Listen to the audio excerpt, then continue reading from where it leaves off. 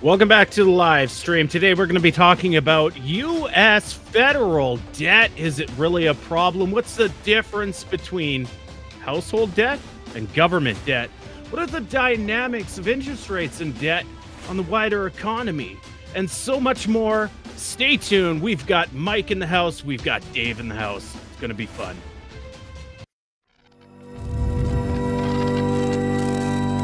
You are now relearning economics.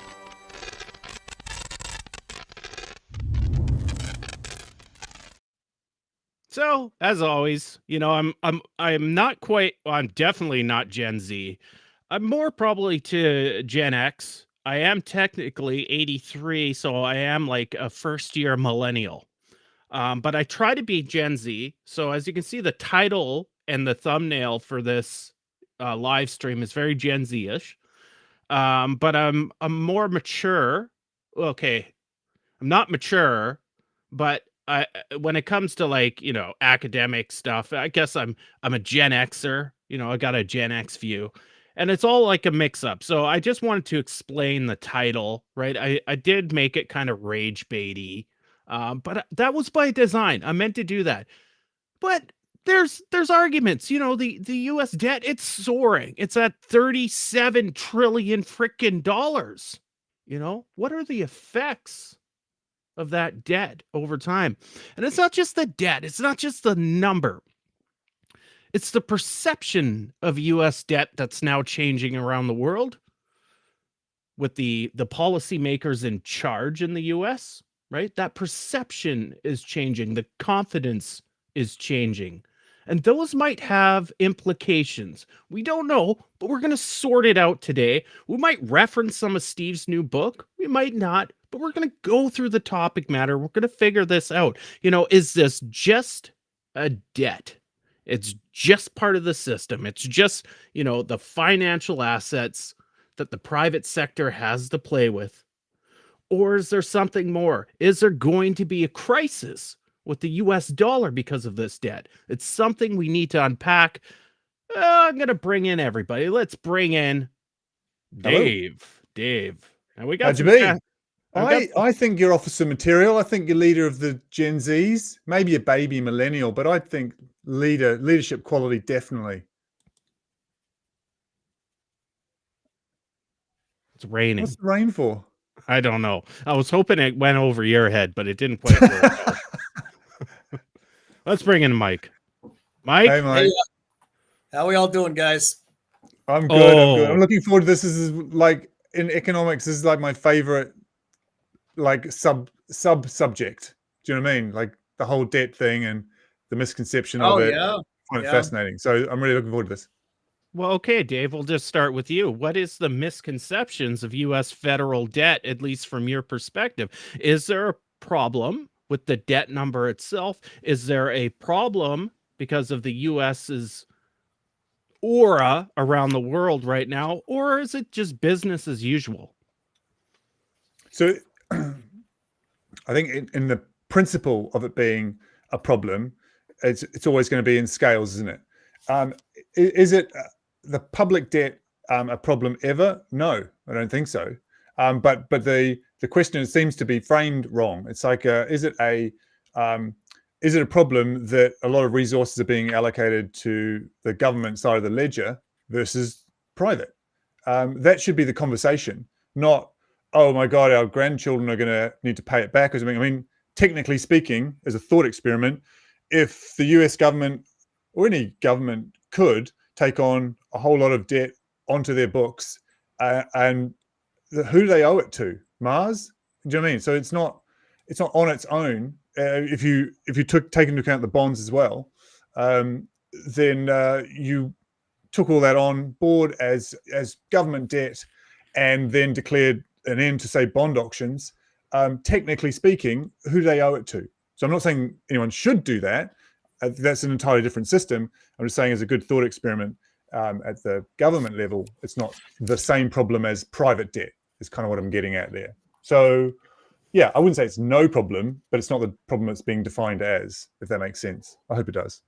Gotcha. Now, Mike was just tapping his papers, lowering his glasses like he was a true intellectual. And I guess I'll pose the question, Mike. Yeah, that what is the difference between, let's say, government debt, federal government debt, and household debt?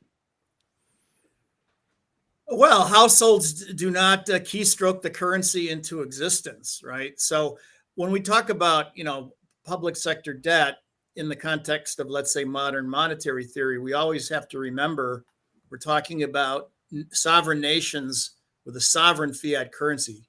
The nation controls the currency. It keystrokes it into existence, right? So if you're a member of the of Euroland, for example, you can't just keystroke if you're Germany or something, or Greece or something. You can't just keystroke euros into existence.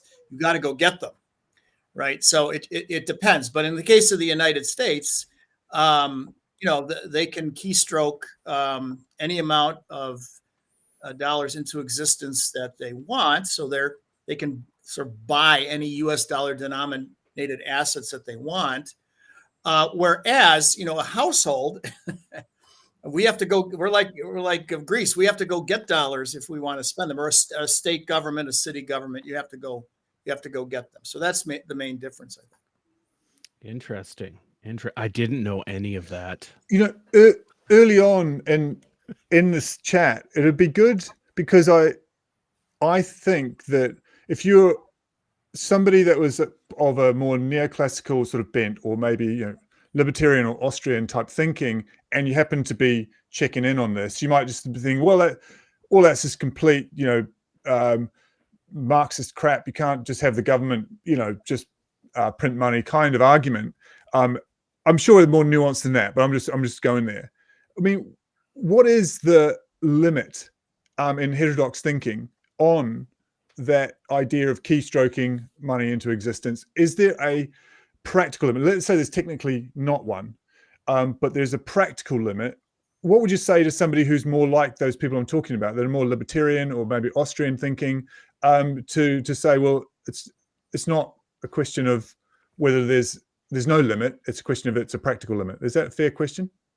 It is a fair question, and I am not an MMTer, but I will give them a lot of credit and say that, at least the good ones that articulate MMT really well, is their main point is that there is a constraint, and it's the real resources in the economy. And I'll take that a little bit further.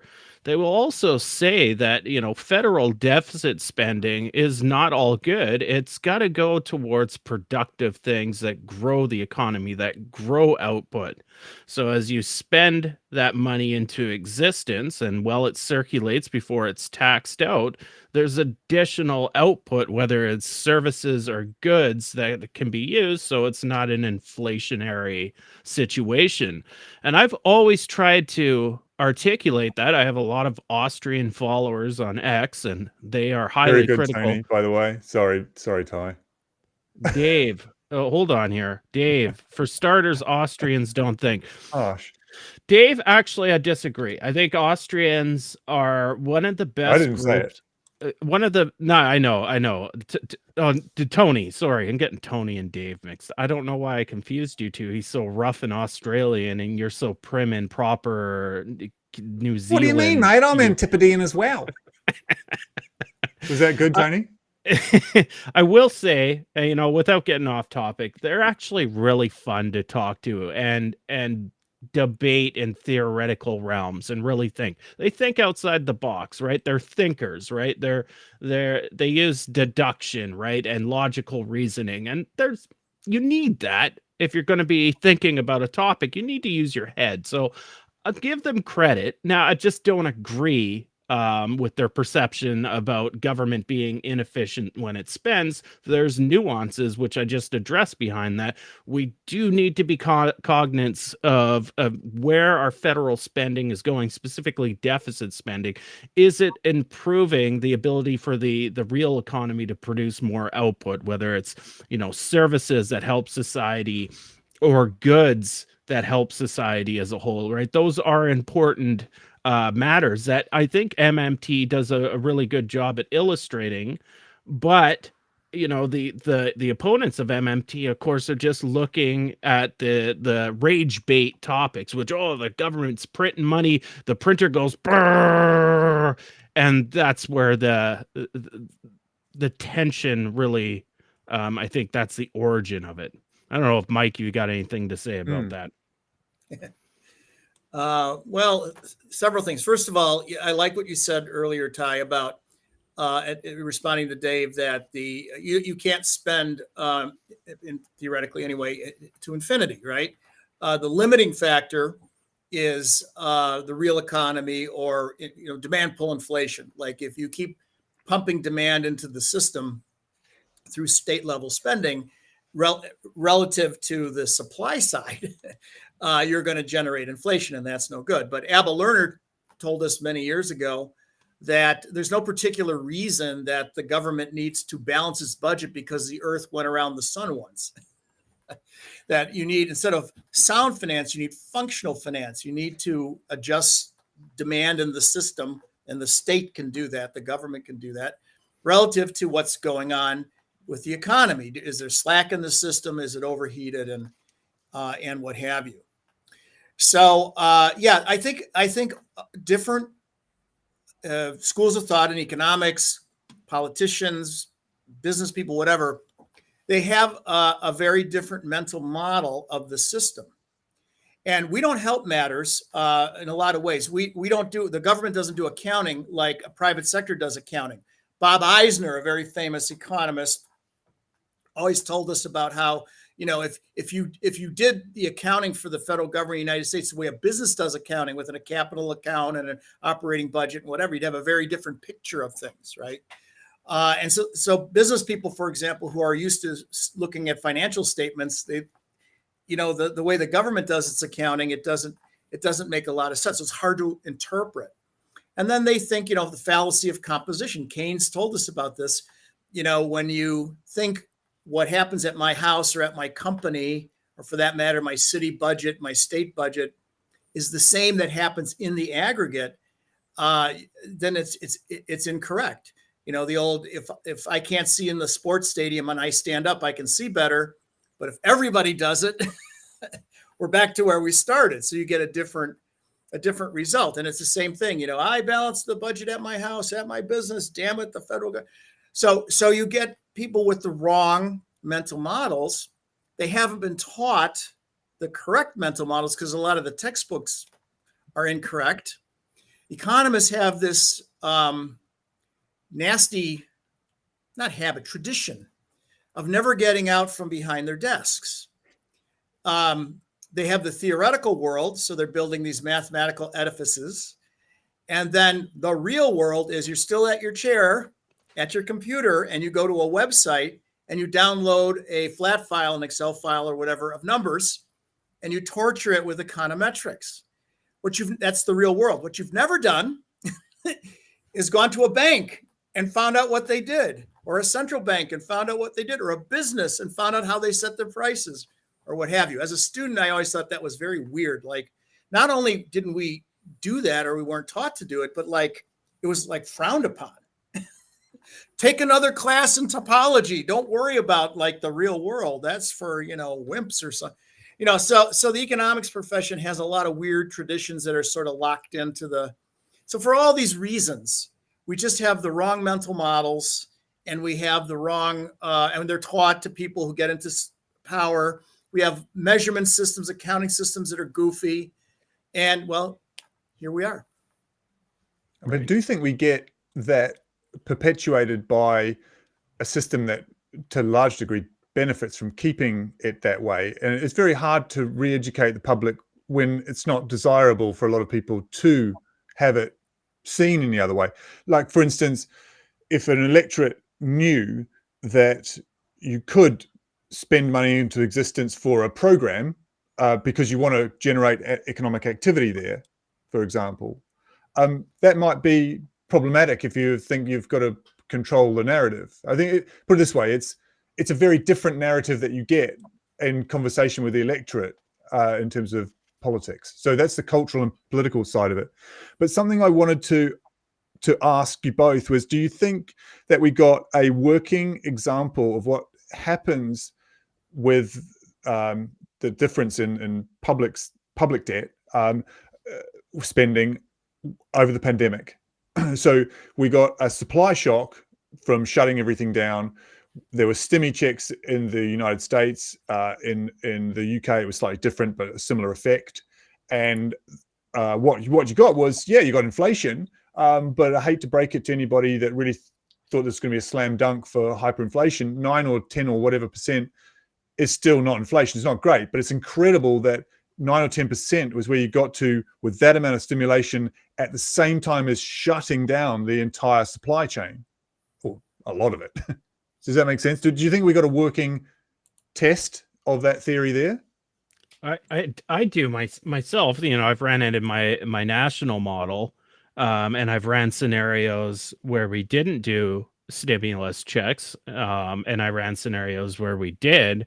And so the model did exhibit a little bit more inflation with the stimmy checks, but the general dynamic we saw, the reference mode, if you want to be a system dynamicist, is we had inflation because in my model, it's quite large, but the way I simulate the pandemic is I have in my production function, which is aggregated, which I know people will have problems with, is I simply lowered the capital utilization rate. So I'm simulating the economy being shut down.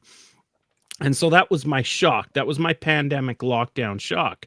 And it exhibited the exact same behavior qualitatively as what we saw in the pandemic. And so assuming the structure of my model's correct, and it's George Box, I'll always go back to him. All models are wrong, but some are insightful. I'm hoping my model is pretty insightful on that situation. That was generally derived from a supply shock. Another interesting thing is the model showed that it was transitory after all. It did start going back down regardless of the interest rate policy I set in the simulation. So I ran scenarios where the interest rate was left low at the depths of the pandemic.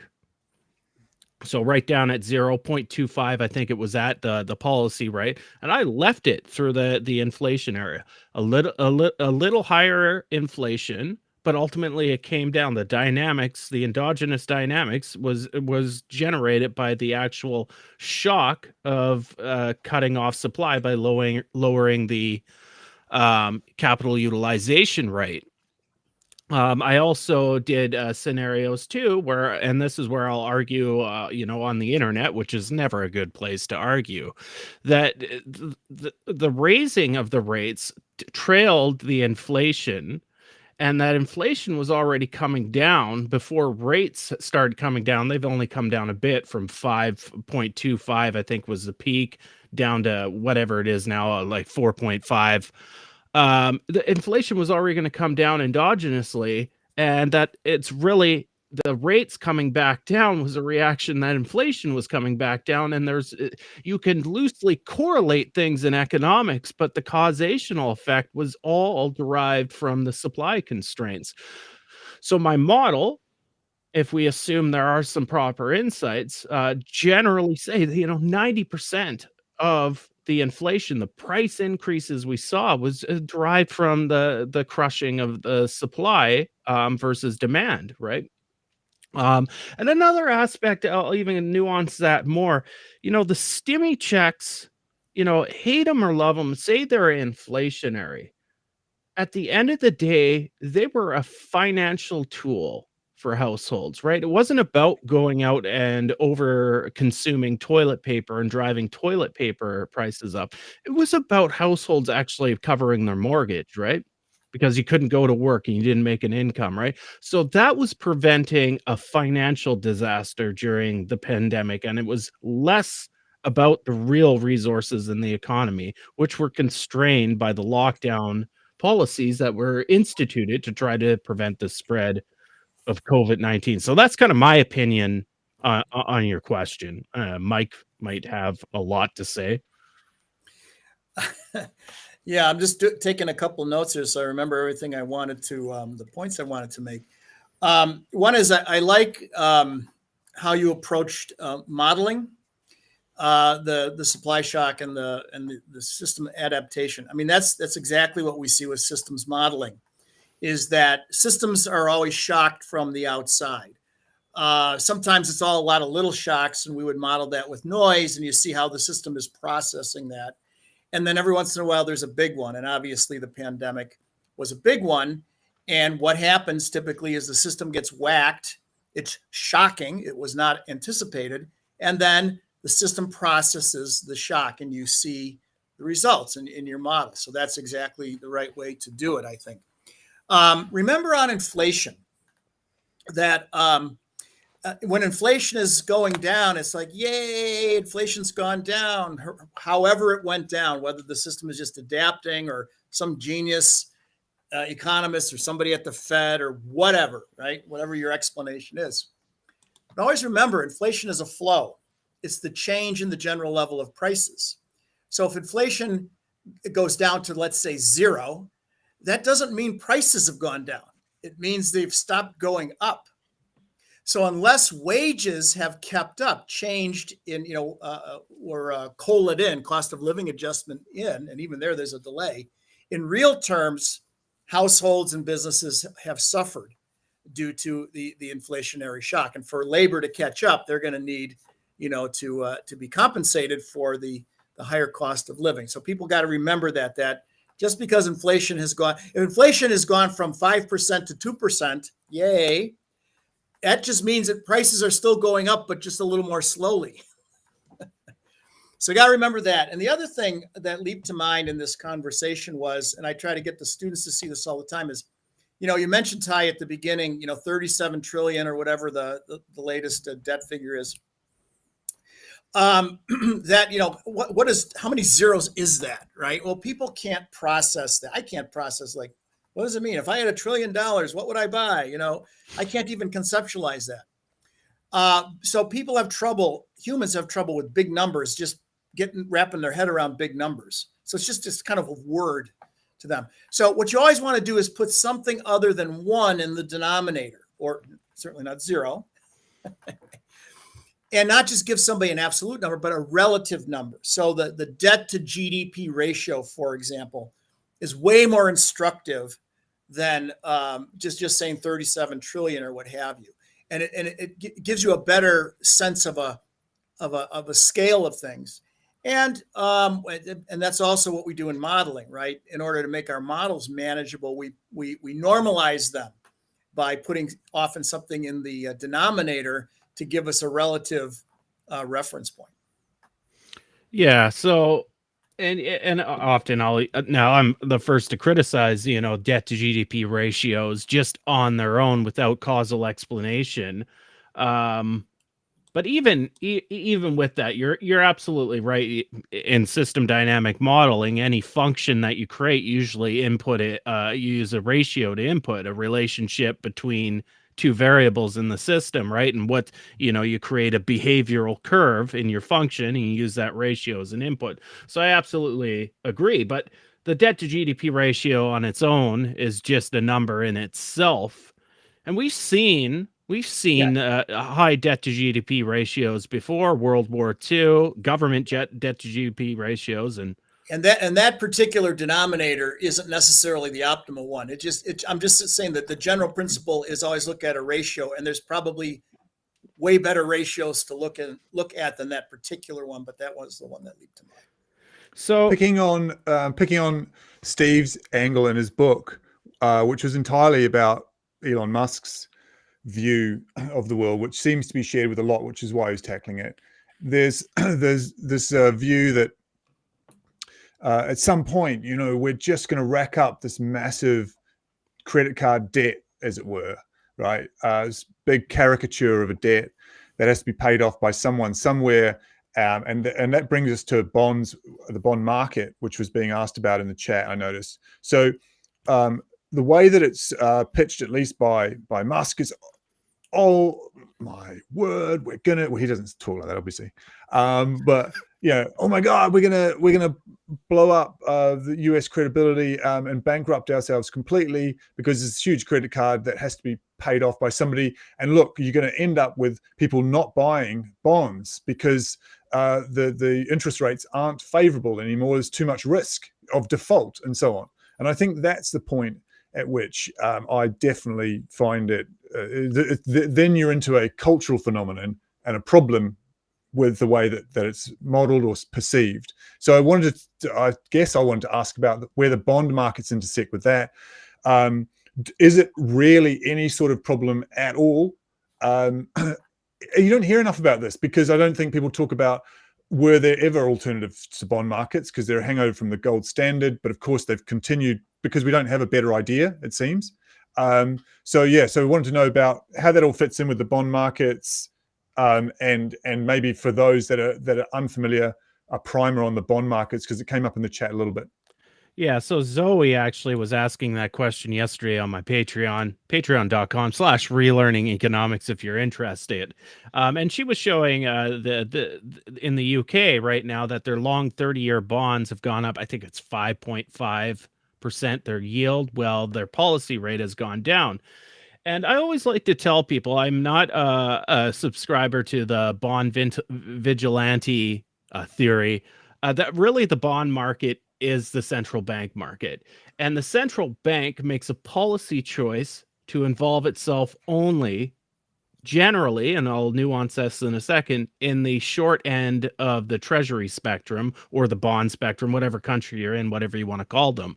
And they can control that just by swamping the market with reserves and pulling out a ton of treasuries in that maturity range.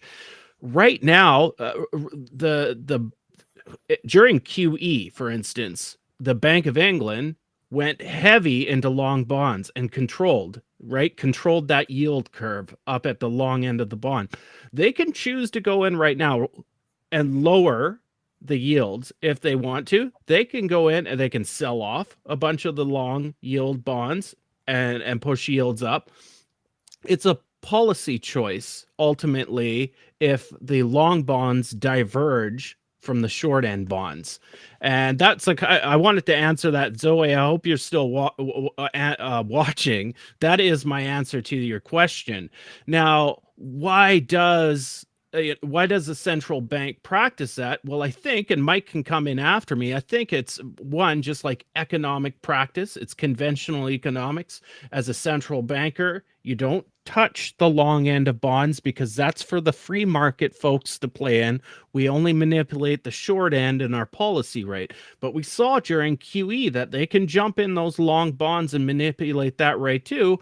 And if that's the case and they have that institutional power, then they are really the owners of all of the treasury market, in my opinion. So that's kind of my question. Right now, it's a policy decision why long bonds are rising. Meanwhile, while their stated policy rate has gone down. I don't know, Mike, if you have anything to add to that. Yeah, I agree. During quantitative easing, rather than QE, it could have been Queen Elizabeth, but I think you meant quantitative easing. The U.S. Fed intervened on the 10-year Treasury because that's what mortgage rates were tied to, right? And they controlled that interest rate. They wanted to lower the 10-year Treasury yield to lower mortgage rates because the housing market was the problem. So traditionally, they control the end of the yield curve, and if they're sort of chained together, right, the various rates, but they can, if they so choose, intervene, elsewhere in the yield curve.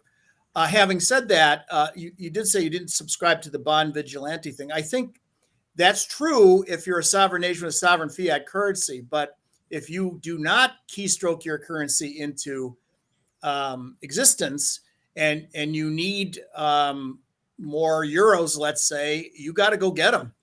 And if you're not making enough goods and services where people will buy your stuff, you do have to borrow in the bond market. And there can be bond vigilantes, and the chance of default can be very high and what have you. So again, it depends on what kind of financial system, what country we're talking about, what financial system. I do again think that a lot of people have the wrong mental model.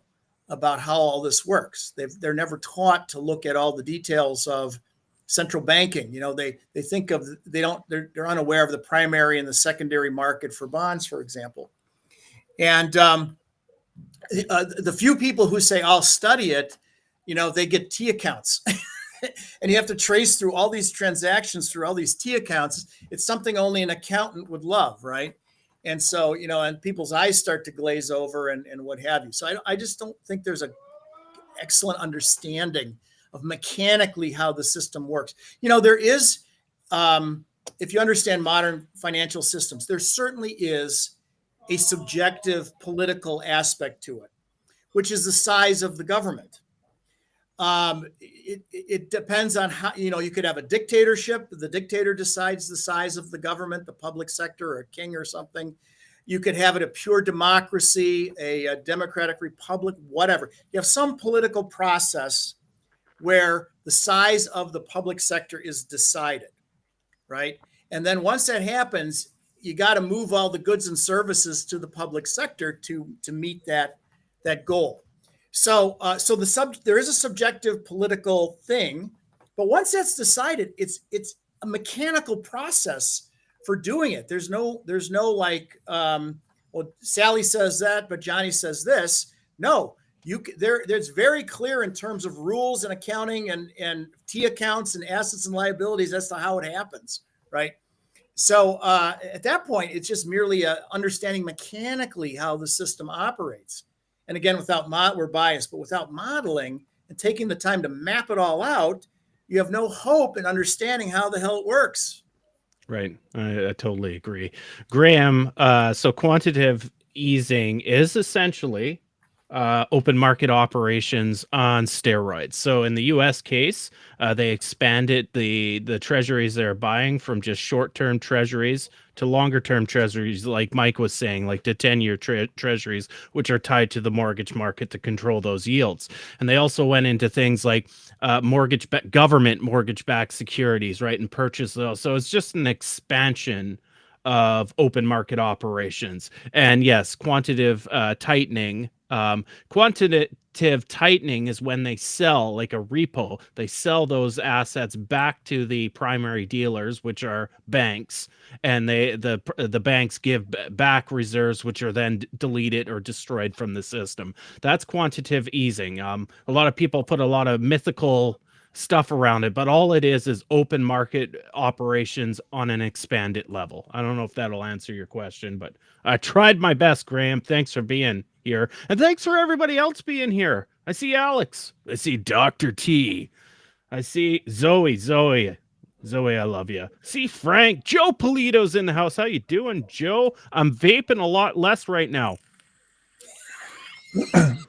And Dr. T mentioned, I think he confused my question as about credit cards, actually thinking that I think the same thing as Elon Musk. I definitely don't. I was just posing the question.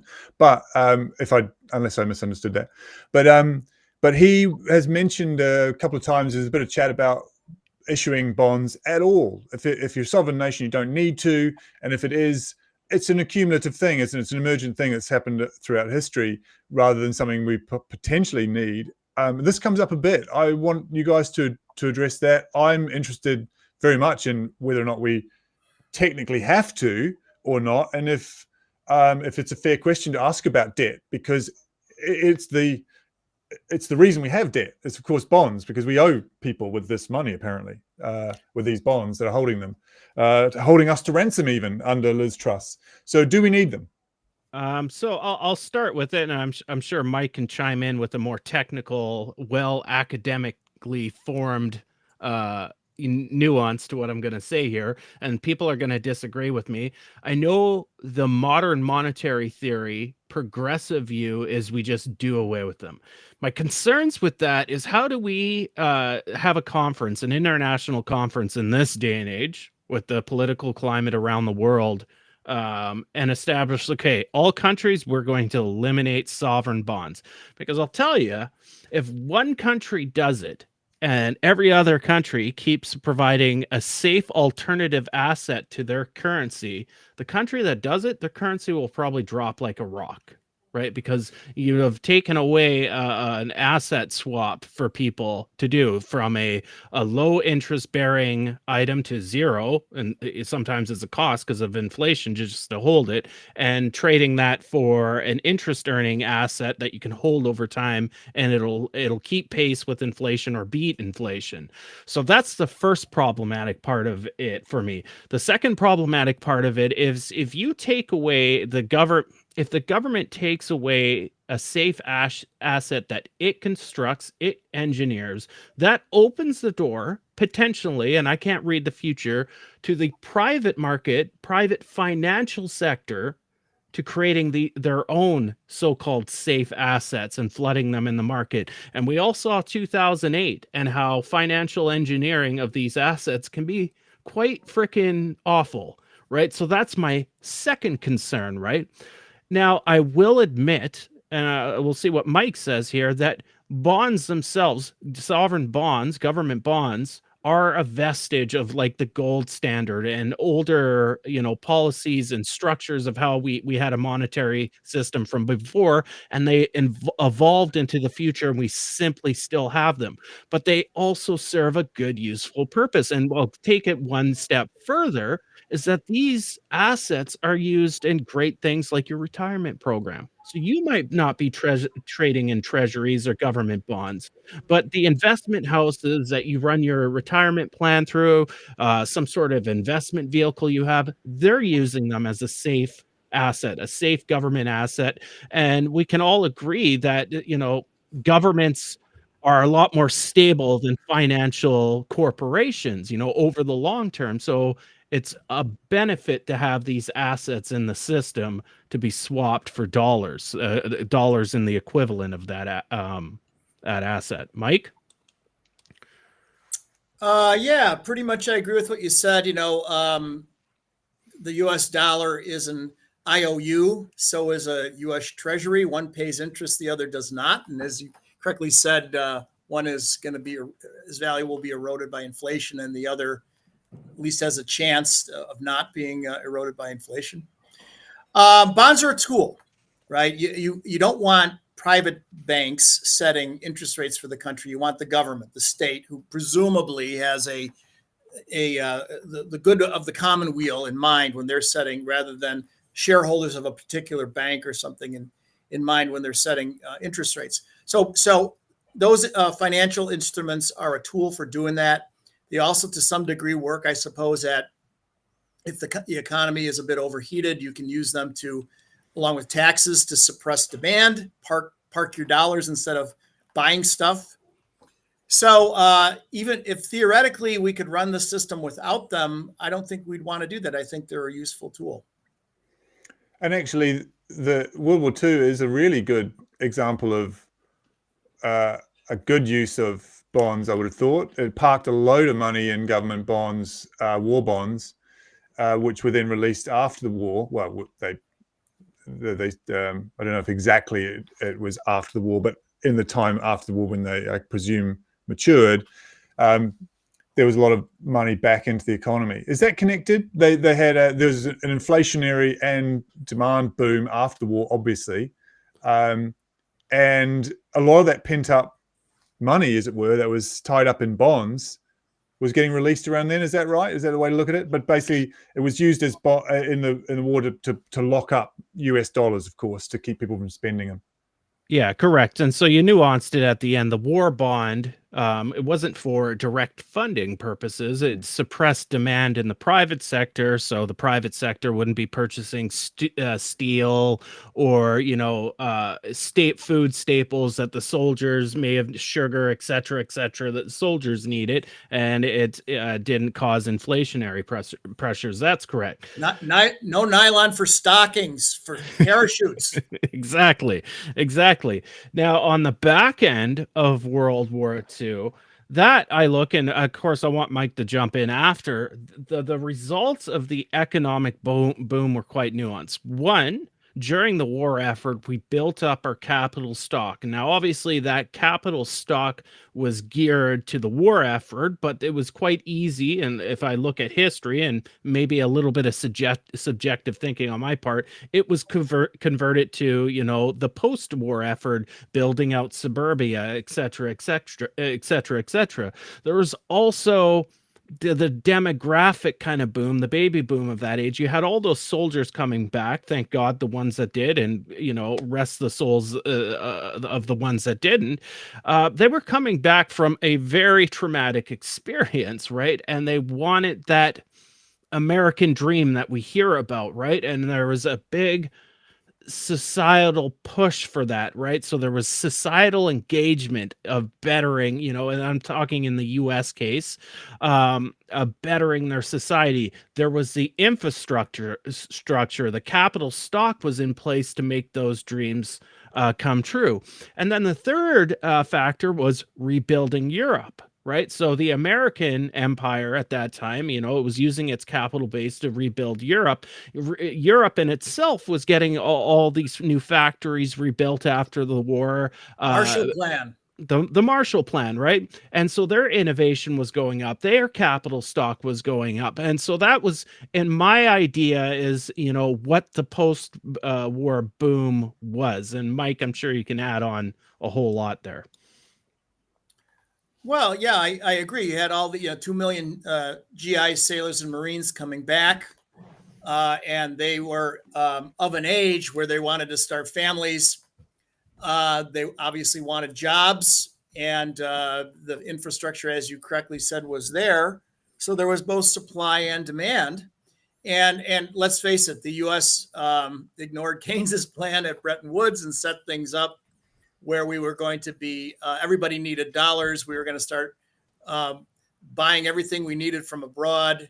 We were making stuff to rebuild these war-torn nations and so forth. So it set the stage for a giant economic boom. What was amazing was it wasn't really inflationary, right? That it was sort of, you had a balance over time of supply and demand until we got to the 70s and the oil embargoes. But until that time, for quite some time, it was quite well managed. Now, economists will tell you, well, that's because we had invented macroeconomics in the 30s, and then World War II happened, so forget about it. And then after World War II, macroeconomics came into being, really, and we used it to control everything. And that's a matter of debate whether or not we succeeded there. But yeah, it was something of a golden age, at least in the United States and probably the Western world. Hell of a price to pay for it, obviously. But yeah, I think you had it spot on. So in that case, it was a good use of bonds. There was a question or a query in the chat there that, America was still on the gold standard then. My understanding was that Roosevelt ended the gold standard. What Nixon did in 1971 was take the US dollar off its like from being, it made it floating basically on international markets. There's a difference, I'm pretty sure. You guys might be able to clear that up for me. But my understanding was the gold standard effectively ended in 1932 or 3. Well, the gold standard through the 20th century, the standard itself was eroded sequentially through policies. And Mike has got to go teach. Mike, final word, buddy. Go dynamic modeling, and thanks to Dave for hosting. Ty's been hosting. Yeah, I'm just along for the ride. Moderating. Yeah, moderating. Yeah, I'm just here to ask dumb questions. Thanks to all our guests who joined. We really appreciate it. Yeah, we're rocking today. Lots of people. It's because you were here, Mike. Okay.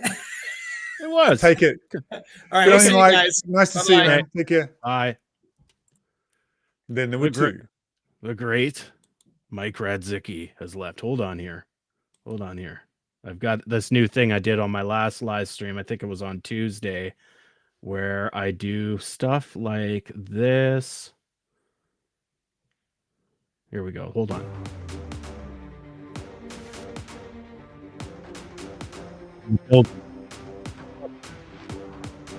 It was a good stream, But can we protect you from the society that surrounds you? You're going to find out next week on a brand new episode of Ty's Livestream. Dave might be here. He might not be here. The question isn't, is he here in person? It's, is he here in spirit? You're going to find out. We're going to go on that journey together. It's very deep. Thank you. I don't So know whether to be terrified or not. the stream, we struggled with this last year when we wanted you to do an opening segment with music in the background. Oh, right. It has now been integrated into the system where you can have music nicely play and not worry about the audio levels. If only we had that then. Like, we even have like a nice one. So like if we want to make this a yoga stream,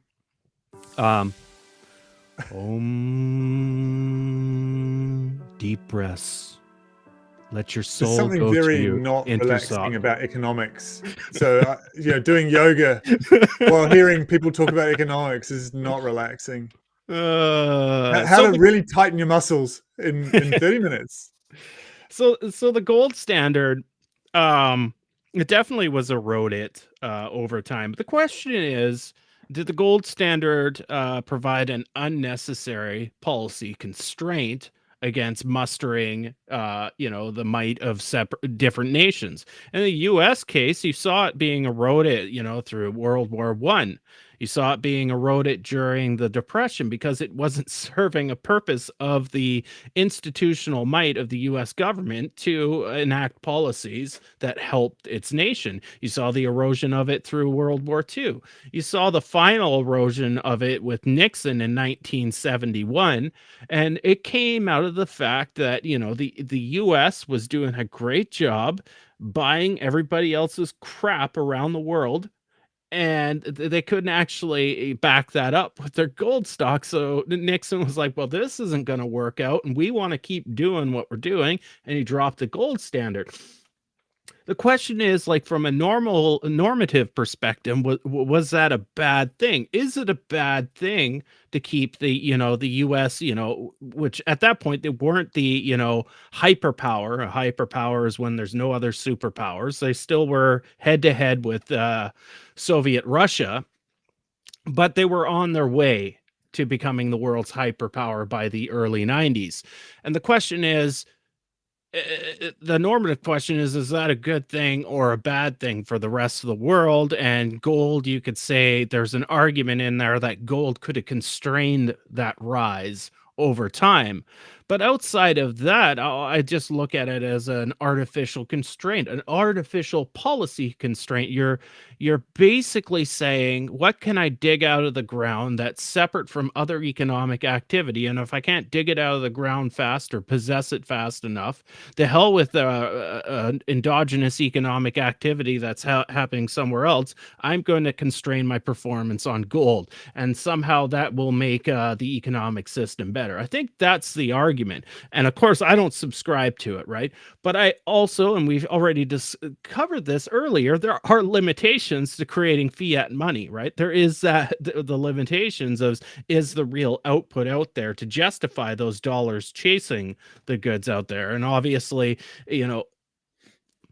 we have systems in place through central banks, monetary authorities, that do kind of have a counterbalance. But unfortunately, here's the flip side of that, like a counterbalance to excessive government spending beyond supply of a nation. Although I'll argue there's always idle resources. And that's the monetary authority, the Federal Reserve, et cetera, et cetera. The problem with that is they're basing that constraint off of dated ideas about money and the gold standard. And that could be problematic when we do need to spend in an emergency situation. So it's a complex system. I see it more of a normative ideology problem more than, a system problem. Like, we've designed a system where we're not constraining ourselves to the rocks you dig out of the ground that are specifically shiny and of the, gold color. So gold.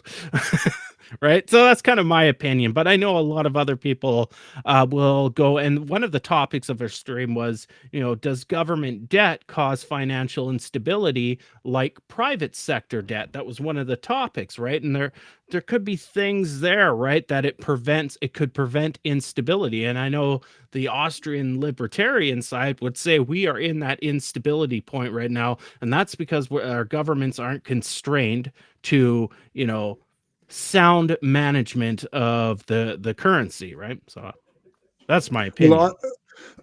Well, I would go back to, so in the case of creating debt, it's supposed to happen in a gold standard or in a a fiat based system.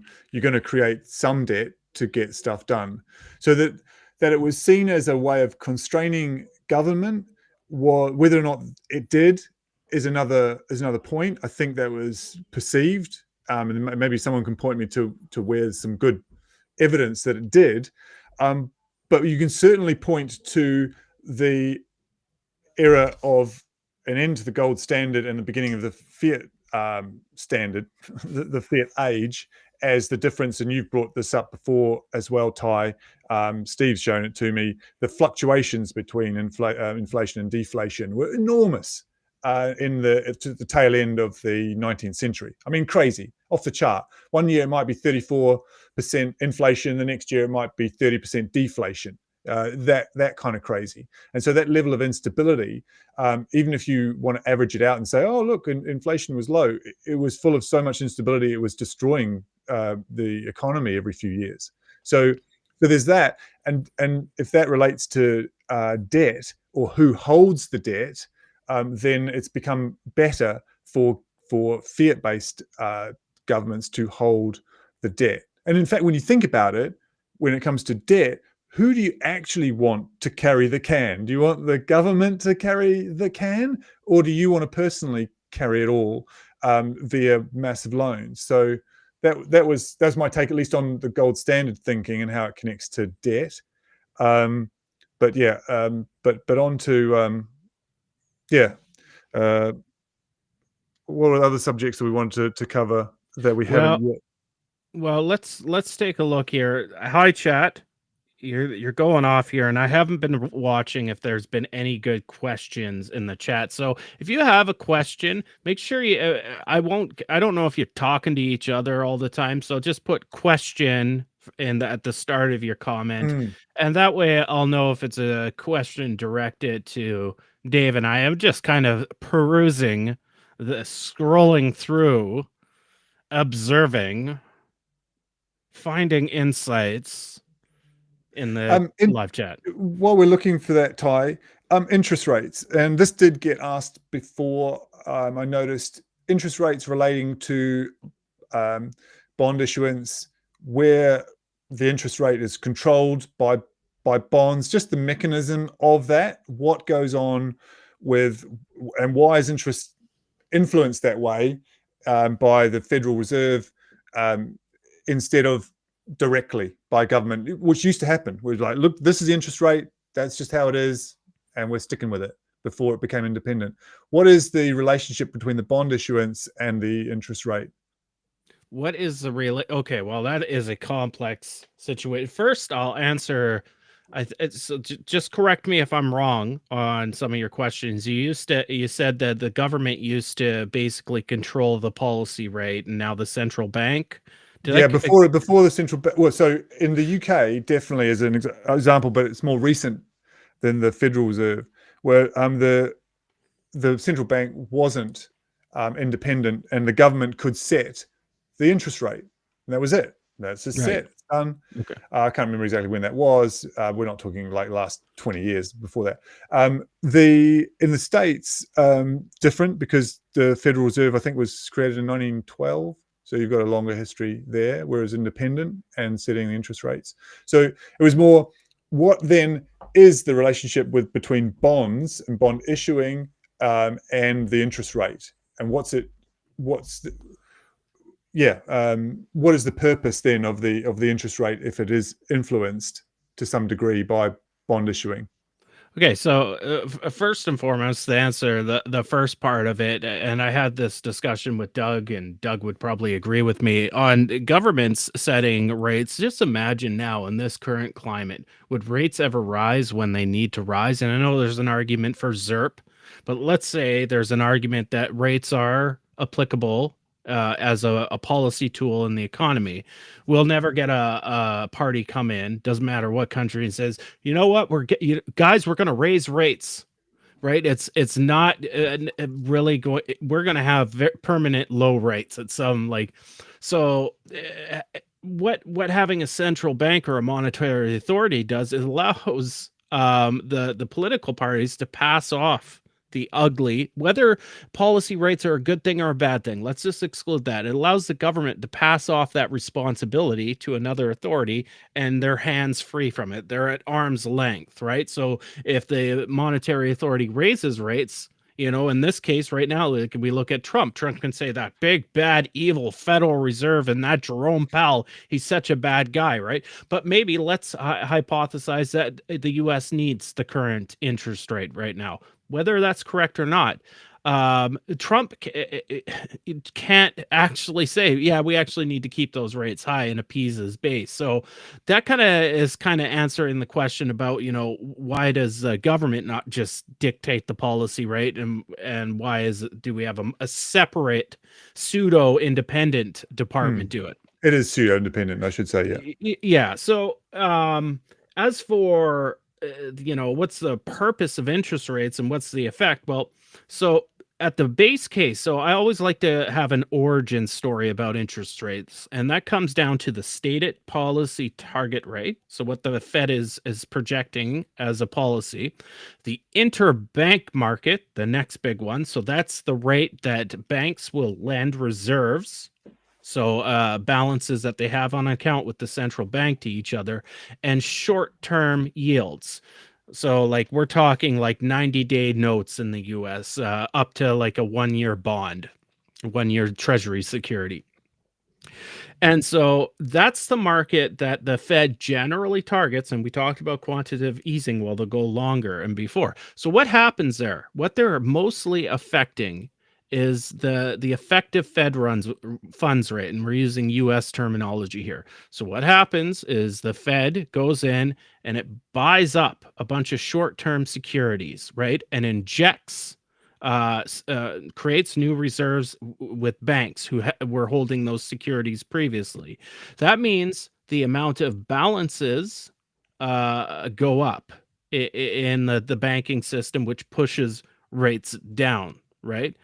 At the meantime, the value of those bonds that they're taking out goes up, and the yield is inversely related. So the yield closes up and goes down, right? And so that's the management of interest rate policy. And like we were talking about earlier, they can go into the long bonds and do the exact same thing, buy them up, pushing the value of those bonds up, pushing the yield of them inversely down. Why do we have interest rates? What does it affect? What's a broad tool? Well, if we look at firms, when we look at the interest rates are a cost to the firm, right? So if costs go up, profits go down, capital investment goes down, the capital stock slows in growth, or it goes negative because of depreciation of real assets, output goes down, employment goes down, the blunt tool that we don't really like about monetary policy. No, that's in theory. Yeah, bullshit. And that's one of the transmission effects. And now it is a blunt tool. It will do that. If you jack up policy rates to 20% tomorrow, we're going into a depression. Because it's stopping the car by driving into a brick wall instead of using the brakes. Right.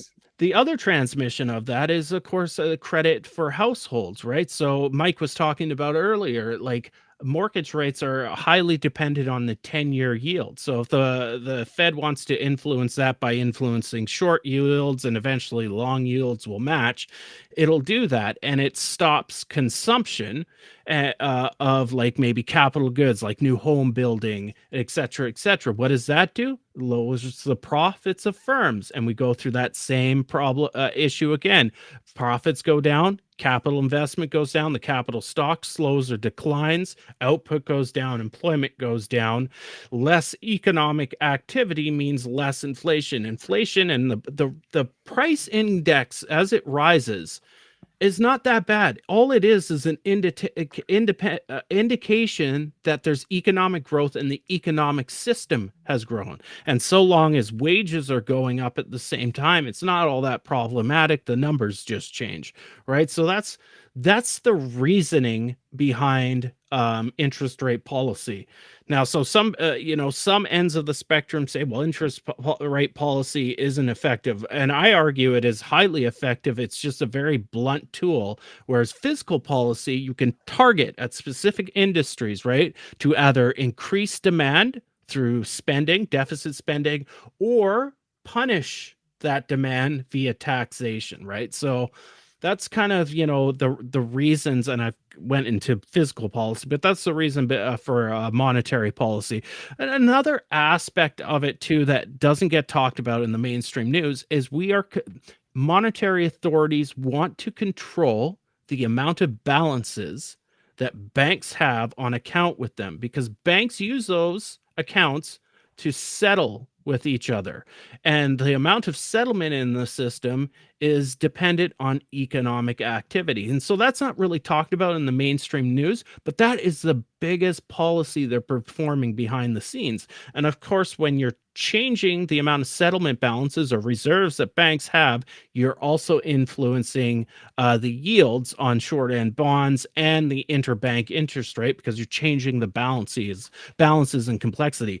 And one last point on that is things massively changed after 2008 when banks started paying interest on reserves. So instead of needing traditional open market operations, that became ineffective because reserve balances went through the roof. So the central bank going in and buying a few bonds here and selling a few there didn't move that huge balance that existed. So they started a new policy because there's so many reserves in the system, it was driving the rate down to zero. So they introduced interest on reserves, which created a floor. And then you have the discount window lending facility where banks can go lend reserves from the central bank. That creates a ceiling. So now essentially the policy rate is constrained between interest on reserves as a floor and the discount window lending facility, which is the ceiling. And then in between, the effective Fed funds rate, which is between individual banks, decide between each other, what am I going to loan you money for? It will fluctuate in between that based on the amount of reserves that are in the system. So it's a very highly constrained, engineered system now.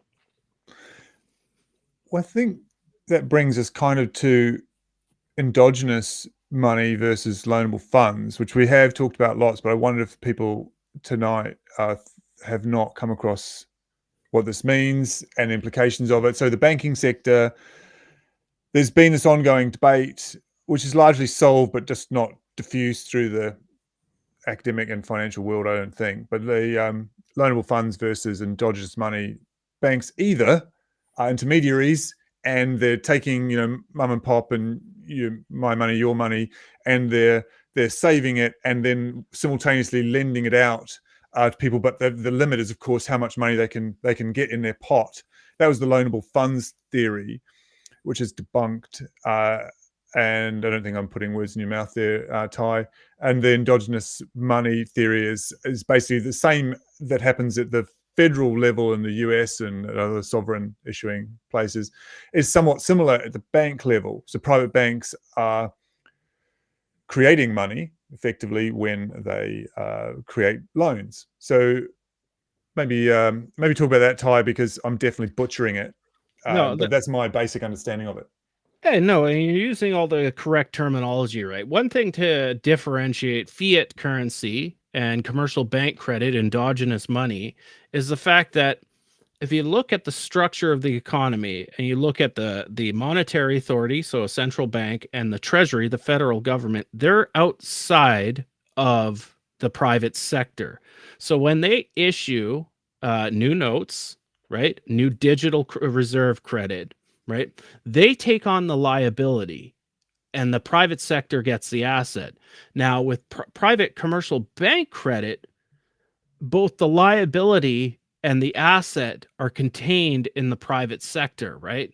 So it balances to zero. There's no net gain there in financial assets because the sum, you've got the bank loan asset to the bank, which is $1,000 loan, and then you have the liability for the bank creating it on the liability side in the deposit account. So that's the nuanced financial asset aspect of it. Oh, we got some asses in But there. it's not. But just to be clear, for anybody who's relatively new to this part of it all, it's not. They're not.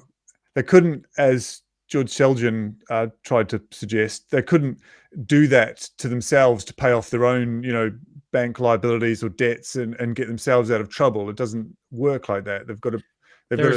They're under legislation to create loans that they have to check. They can't just do that. There's three. I can't remember the section codes, but there's 3 specific laws in the U.S. that prevent banks from doing that with themselves and doing that with their immediate affiliates. So no, banks can't just create credit and pay off their debts, right? And because the interbank market exists, right, they're doing that through reserves, which are created by the central bank. They can't create those; only the central bank can do that. George Selgin also says, banks are limited by a reserve ratio, even though the reserve ratio is 0. What he argues is, well, of course, banks are intermediators because they have to loan funds back and forth with their central bank balances. And what I argue, and many other heterodox economists argue, is no, banks will create the loan based on demand and the credit worthiness of the customer. They will find the way to settle after the fact.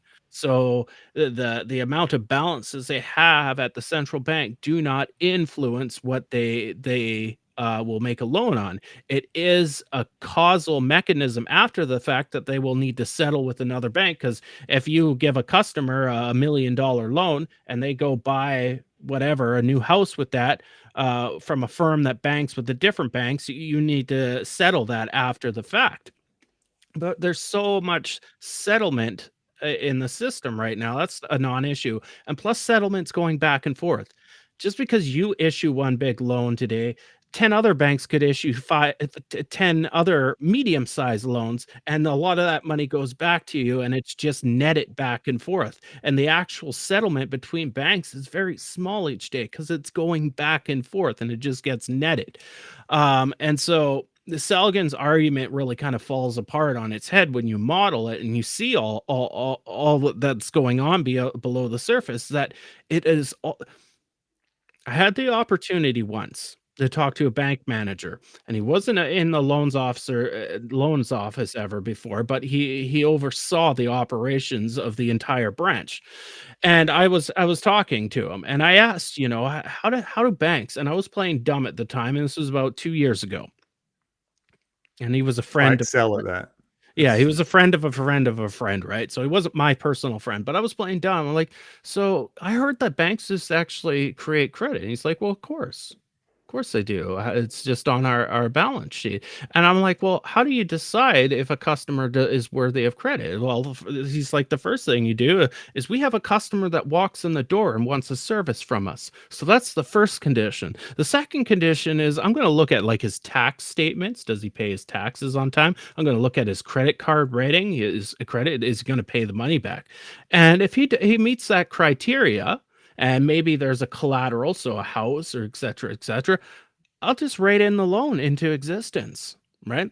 And he told me, the mouth of the bank manager said, that's how loans happen. He didn't go off and say, and also I go to my vault and I make sure I got enough money so I can give to another bank at the end of the day. And if I don't have that, well, I'm going to tell that customer I don't want you as a customer, even though I'm in the business of loans, because I don't have the settlements to settle anymore, right? The reality is at the end of the day, they'll just go in the interbank market, get a loan for 4%, charge the customer 6%, and get the spread in between and make money, right? So that's kind of, when George Selgin talks, fuck. And the BOE and the Bundesbank have, backed that up anyway.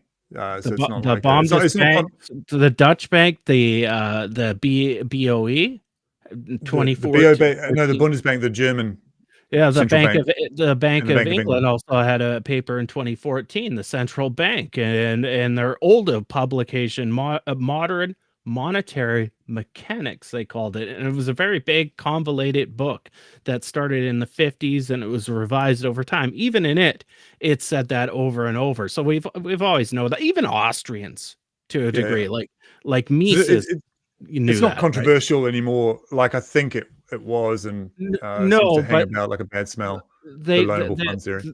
there's an idea that it's fractional reserve banking, and that Oh yeah, completely went out the window in 2020 when reserve ratios were dropped down to zero.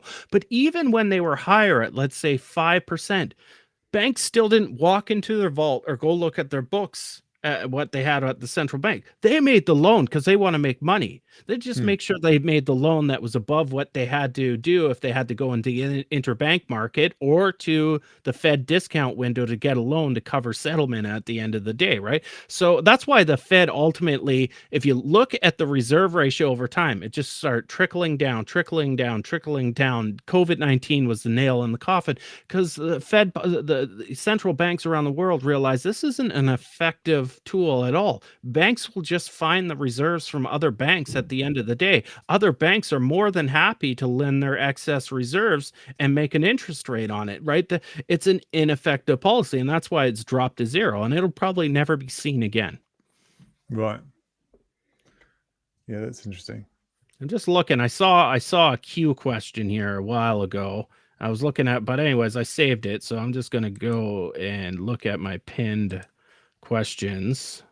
And Blue Bay, he used the proper moniker. Question: why issue bonds when the government can print new money? And Blue Bay, I don't know. I saw you at the beginning of the show. I kind of laid out why we probably want to keep bonds. And the first issue is if one country decides to not issue bonds, well, every other country's like, well, no, we want exchangeable assets for our dollars. The country that does that, their currency will most likely tank the very next day. The second reason is these assets, these bonds that the government creates are extremely safe, and they're used in retirement packages, investment vehicles. They are a good part of the financial structure. And the third issue is that if the government isn't issuing so-called safe financial assets, imagine what the private sector will do to fill that gap in, and think about 2008. So I hope that kind of answers that question. And I want to kind of look through the other comments because I wasn't observing the question part. Have there been any serious attempts to? I know this is slightly off topic, so tell me if not. We don't want to explore it, but have there been any serious attempts from heterodox side? You'd think to offer alternatives to the bond issuings, the bond auctions, and to not to have debt Well, or yeah, deficits counted for that way. yeah, no, the easiest way and the easiest suggestion is people say just allow your treasury to go into overdraft. So for accounting purposes, because Yeah. in the US there's the artificial constraint that they can't have a negative treasury account, and so they just offset that through balance through bond sales, right? And it keeps it in the green.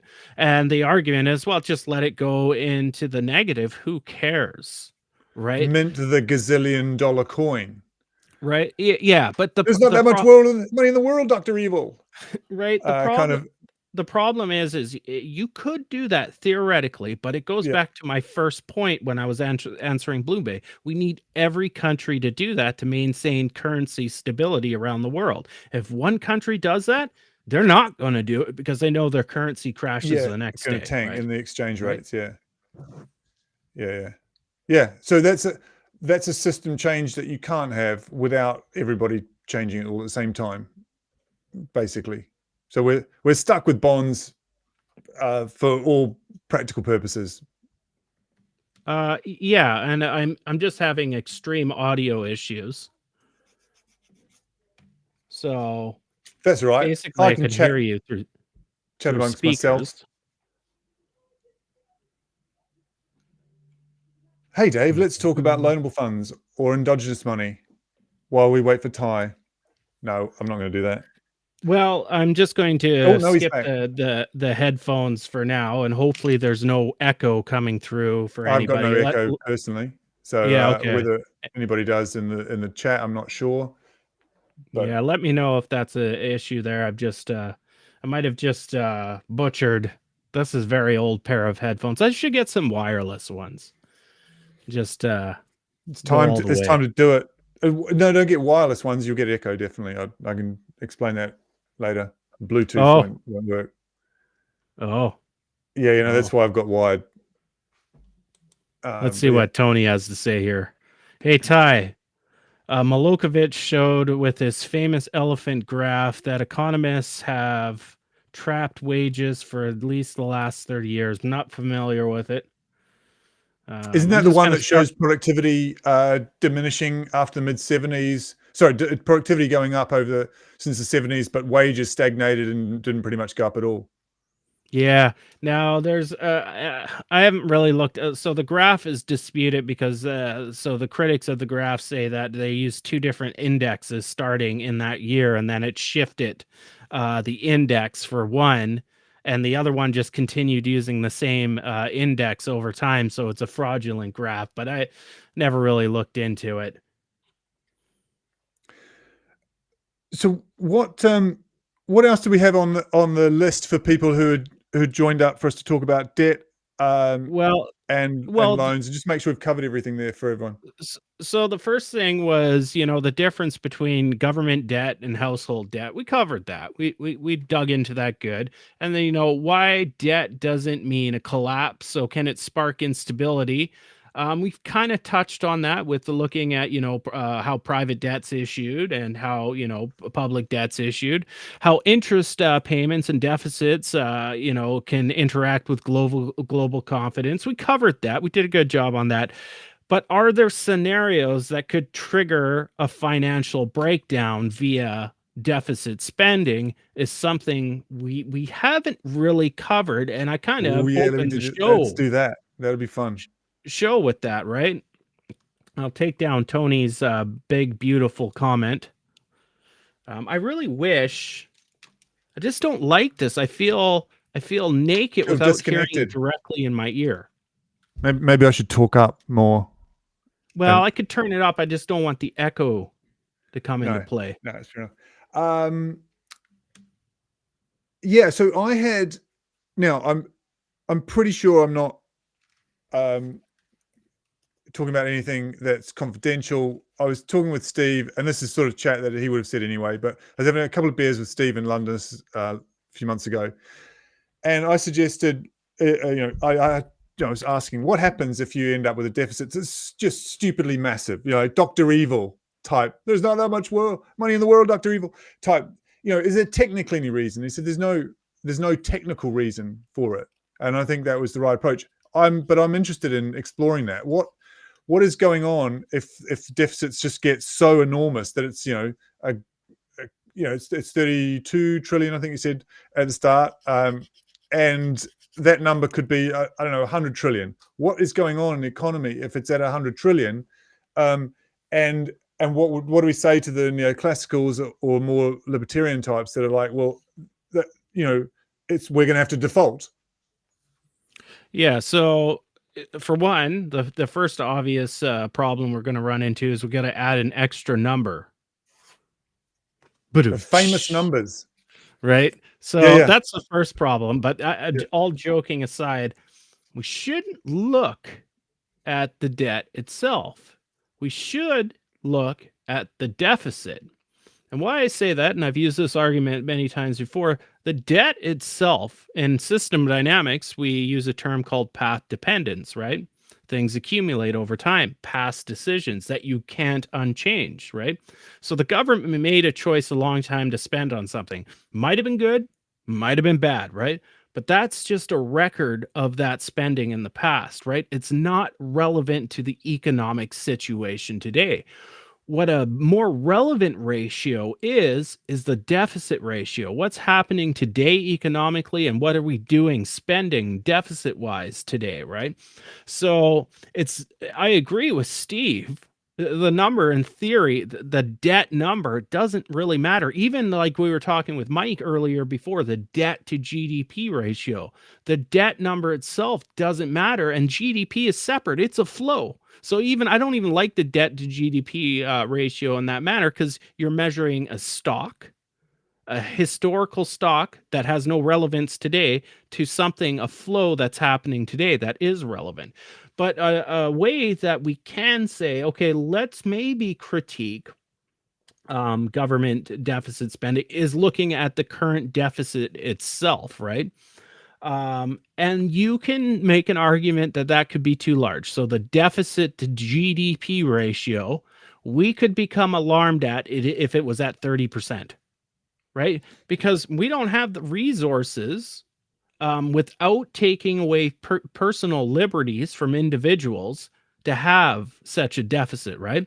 And so we have to always strike that balance in democracy and freedom and free market capitalists, because there are those groups of people out there that they want you want to be able to provide people with the opportunity to be entrepreneurs and allow the resources to be in the system that they can employ themselves, that they see fit to meet market demand, right? And efficiency, right? So there is that limitation year to year, what the deficit to GDP ratio would be, right? So there is a theoretical limit there, but I would agree that you will never find financial instability in the system because the debt to GDP ratio is at 100%, 200%, 300%.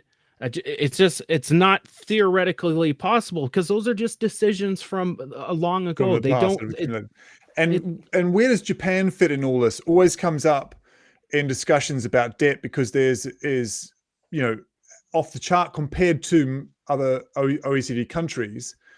What's your take on why the debt doesn't seem to matter? Like, they haven't defaulted, and if it doesn't matter for Japan, why does it not matter? Why does it matter anywhere else?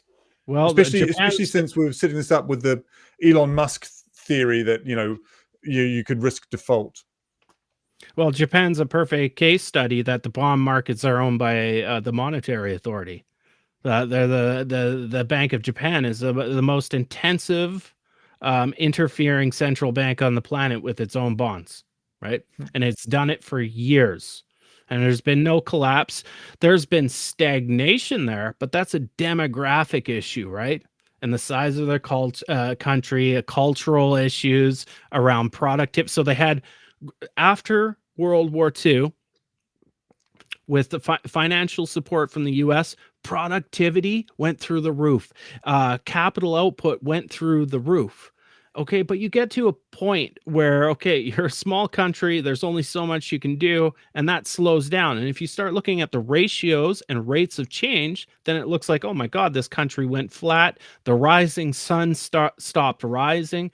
But in reality, it just peaked out into a very efficient capitalist country. And to this day, there's still a huge economy. I think 6th or 7th biggest on the planet. Yeah. That's nothing to laugh at, right? So it's just an example, one that if the central bank intervenes, it just does, right? And it can control the yields at any possible variation, and that no financial instability occurred, right? So Japan is, I don't want to give it to MMT, but it is kind of a bit of a case study for MMTers to brag about, if they choose to brag about it, even though they weren't, Japan didn't have a bunch of MMT economists in the central bank saying, let's do this. But it's a case study in itself, right? That it's really a government institution that's can really control that. And there is no private sector instability that develops, because the central bank just comes in and cleans everything up and everybody just moves on with their days. Is there an argument for making the word debt redundant when it comes to government, because it is loaded as cultural baggage? It's loaded with this idea that it's got to be paid back for generations, etc. Which, if that's not useful, it's just a dumb word to use. And I mean, it's emergent, right? It's come from history.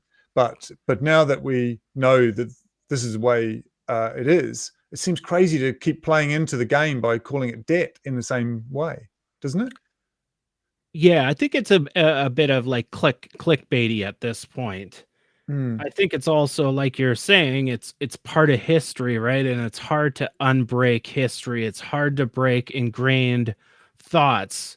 But like from a theoretical standpoint, it doesn't mean jack, right? It's just a history of what the government did before, but it isn't what's happening now. What's happening now is important to policy. What are deficit levels at, right? What is that deficit going to? And so, yeah, I would agree that talking about the debt is inconsequential. However, one tactic to counter that is not to go around screaming to everybody, hashtag MMT, you're stupid, the debt doesn't matter, because you're not going to engage people that way. So I have always advocated that we actually can keep using the term, but talk about it in a technical way. Like I'm just talking now, maybe there's better ways to articulate what I just said, but just talk about it. Yes, the debt exists, and it's a financial record of the history of the government spending through time. That's what it is. And what's important to talk about right now with public policy and how much government spending and government bond sales is too much is the deficit, right? So just to say that, oh, we're going to eliminate that word and anybody that uses it, God help them, you're a heretic, is not the right approach. And plus, debt in itself is just an illustration of a negative liability in the system. It's just terminology, right? So if we just articulate that, okay, you can talk about debt and this is what debt means to you, and yes, that's what debt means to me, but here's what debt doesn't matter about, and this is what matters, deficits. That's the right approach. So that's where I get angry at MMT messaging on that, because it's You think the it's whole semantics? world. Yeah, the whole Yeah. world is going to use that, because it's like saying stop using credits and debits because they don't matter relative to government spending. It's like it's a part of our language, right? So it's not like a let's say, I'll get into a little craziness here. It's not like a woke topic where language can hurt another person, right? Where It's just saying a it can certain be word. confusing, though. Hey? It can be confusing, simply because you're thinking that that there are people that will engage in nuanced debate and so on about it, but the public at large, which do need to understand this sort of stuff, they don't have the time for that. What's the word? Oh, it's debt. Well, it must be bad. That kind of thinking. That's at that level. I do think the language kind of matters, but I don't know if it's a big deal. I have no idea. But I'm raising it because it like during this whole discussion, I'm still thinking debts just doesn't feel like the right word. That's all. Well, yeah, and I agree. On a technical level, between an echo chamber of people, we can say let's not use that word Yeah, today, I get it. guys. Let's just. But when But you're it's fighting the speaking wrong to war. yeah, you speaking to a broader community and you tell them debt doesn't matter without nuancing the conversation in totality, the first thing they're going to think is you're a kook, because they're going to look at their credit card bill. And I know that's the household fallacy. I get that, but they're going to look at it that way, right? And they're going to be like, the government's not in debt. Why do they sell bonds, right? Without the nuanced information. So you don't start the conversation with hashtag MMT. You said debt, so you're a bad person. You start it the way I'm talking about it. What matters? What is debt? What does that mean? It's a stock. What is a stock? It's an accumulation of past flows. What does that mean? It's history, right? Okay, what is the causal inference to that happening now? Well, nothing, because it's history and now it's happening now. Well, what's a better approach to understanding the level of government spending and government bond issues? deficits because it's now, right? If you start approaching it in that conversation, and obviously more nuanced than what I just said in 20 seconds there, that's the right approach, instead of just saying, "Well, debt doesn't matter," because debt does matter in some circumstances. Well, no, well, maybe that's what we should be talking about. Debt does matter. It doesn't matter at the government level, but it does matter in the private, and that's more. That seems to be a lot of what the Steve's book was about. Was to really put the onus on where debt is a problem that needs to somehow be de-escalated, to say, for want of a better term. So maybe we should talk about that, because there's definitely solutions or suggested ideas for how to deal with private debt that we might want to bring up. What do you think? Yeah, no, it definitely. So let's look at it this way. You have a two-sector economy, households and firms. And then you had a third sector, a financial sector. And so firms want to produce more. They just want to be productive, right? And they see that demand is out there. So they go to the firm sector and they get a loan, right? And their stock of debt starts accumulating over time. And depending on the rate of interest charged on that debt over time, that might match to the amount of output they're making and that they're selling, and they have enough profits to cover the costs of servicing that debt. But if the price of that debt changes to a higher rate, that causes the instability. So if you jack up rates, now you're causing your profits to fall. If profits fall, then output falls, less employment, the economy tanks. But of course, if the economy tanks, there's less cost to the firms and their profits start going up. And so they are like, okay, now I'm going to shoot back into investing more. Things shoot out of control, right? And then you get this whipsaw. They call it in system dynamics the bullwhip effect, right? And that is essentially the instability that Minsky was talking about and that Steve modeled. Now, with government spending, you can offset that. Instead of the financial sector providing the financial assets for firms to invest, you can get the federal government to do that and say, buy directly from firms, right? And they can create currency out of thin air to facilitate that. There's no cost unless it's some sort of repay your grant program. But let's say they're just buying from firms. There's no cost to firms in the future on the level of interest that the government is paying on that. And of course, the government just creates the funds to pay that interest anyways. That cost doesn't get passed down to the financial sector. They're just getting the financial asset in dollars, or they may convert it into bonds later on, and that provides stability in the system. And everybody's seen Steve model that, where he just has the three-sector model and shows that everything starts looking good. There's a great moderation, and then interest rates go up, and we start seeing the bullwhip effect. And then he shows how you can bring in government spending and stabilize that cycle over time, which backs up what Keynes said all those years ago, that you won't eliminate the business cycle, but there is a chance with proper government spending to smooth it out over time. So that's kind of the big part on financial instability. And I think this bumps up culturally against people who think that it should actually just be to let rip. Maybe this is more of a different worldview, but that trying to even things out just makes it worse, and we should just let the economy do its thing all the time. I mean, that gets into a whole different. No, you covered it yourself earlier. Yeah. If you look at the data, when we did that in the 19th century, we had wild instability, right? So you'd either have periods, one year of 10% deflation, and the next year you'd have a 10% deflation, right? So what you're doing by smoothing that out is just trying to find some constant stability, where maybe it's 1% one year and 3% the next year and 1% the next year. There's still variation, right? And there's still going to be exogenous shocks, like a Great World War. Let's face it, a third World War happens tomorrow. That's going to be a huge exogenous shock. And if we all survive the nuclear weapons, after the fact, the Austrians will be saying, well, that's because of too much government spending, right? But so they'll be you'll fine always- though, because I'll just use the Wi-Fi to just download my Bitcoin and just go and spend that at Sainsbury's. Everything will be fine. What are you talking about, Ty?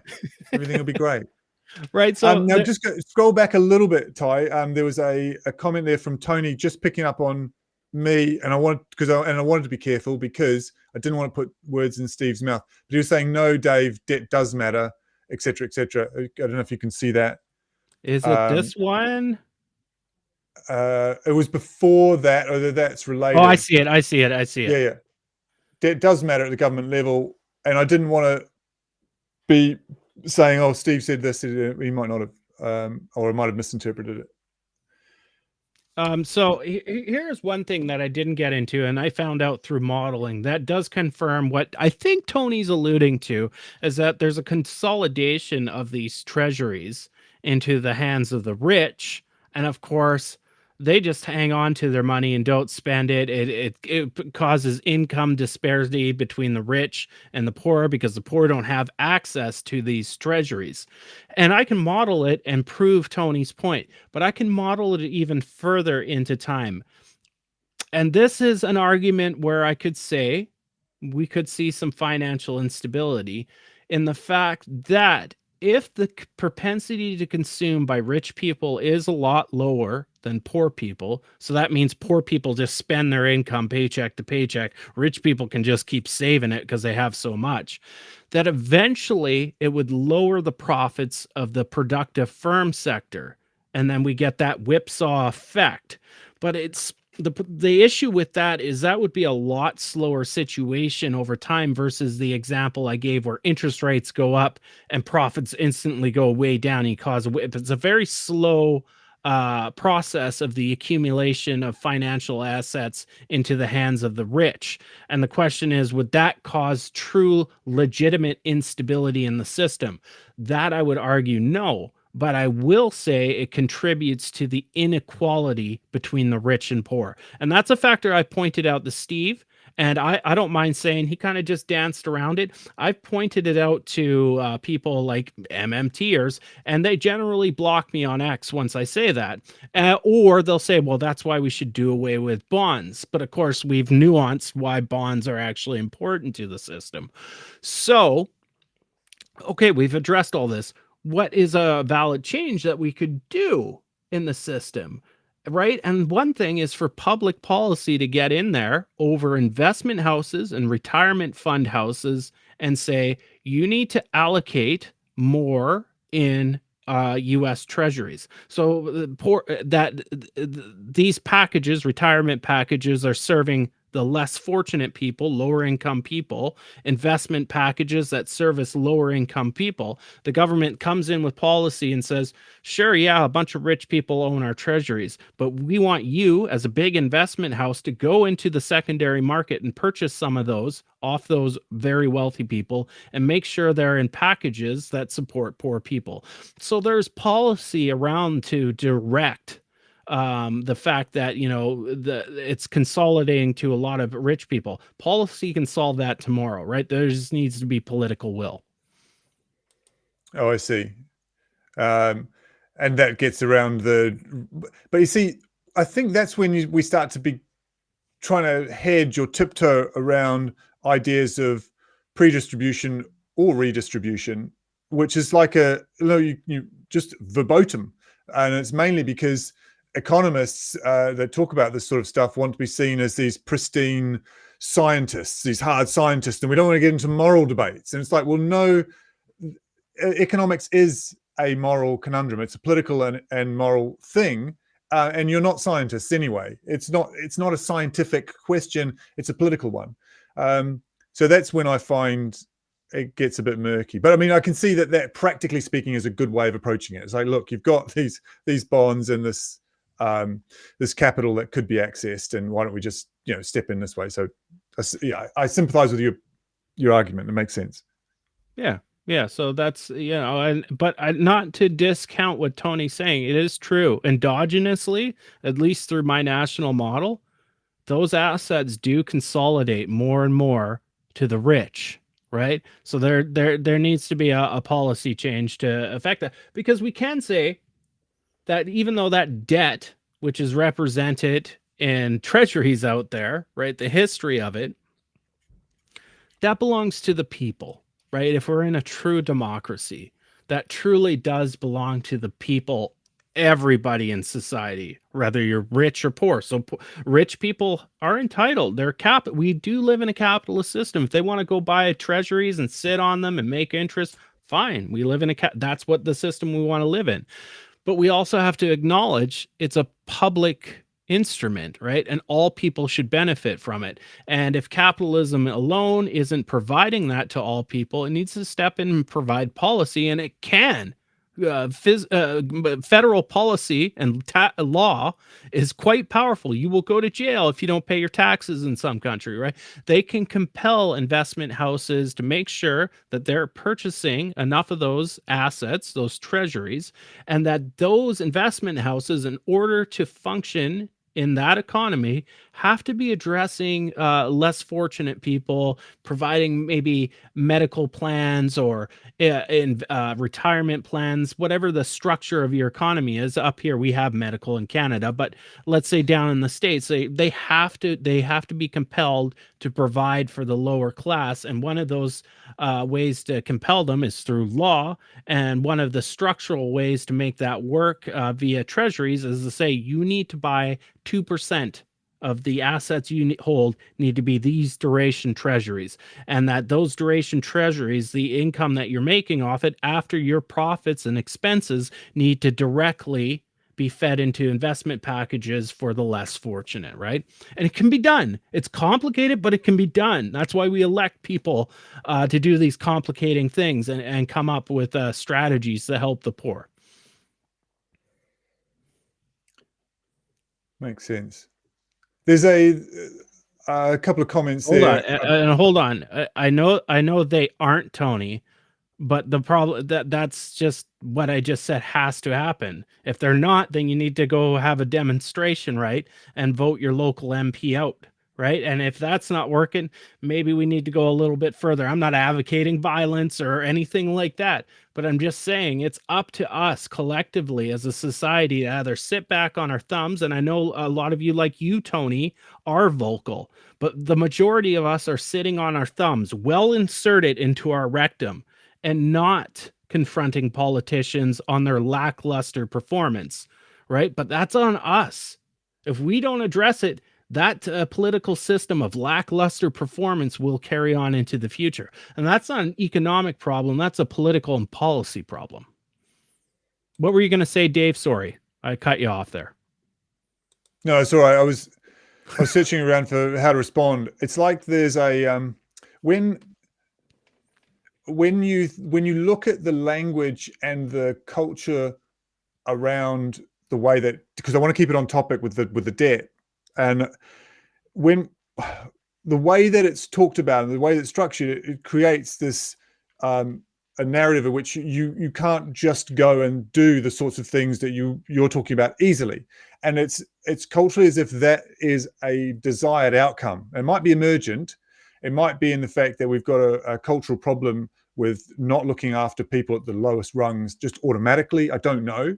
But for whatever reason, the system in place makes it very hard for anyone to talk about just doing something democratically. You've always got to go and ask for permission from the gatekeepers, who are people these days, in control of the debt. And we've got to talk about the debt and be careful and make hard choices and so on.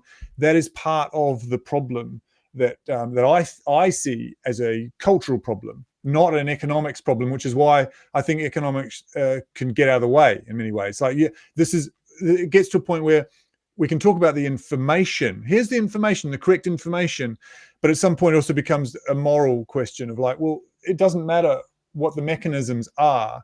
There's a certain amount of things going on in the cultural conversation that makes it impossible to just say, look, we're just going to help people. That's my issue with it. Yeah, and I wholehearily actually agree with all the underlying aspects you're talking about there. One of them, and this is going to be controversial. Tax politics. I like that. Well, no, tax policy. Sorry, no, I got that wrong, Joe. Sorry. Go on, Ty. We still are animals. and this is going to sound harsh, despite all our political advances, our means to extract energy from, the ground and get all those productivity gains, at the end of the day, we're 1, 2, 3 steps away from barbarism, essentially, right? And barbarism in that sense is the strong will survive and the weak will die.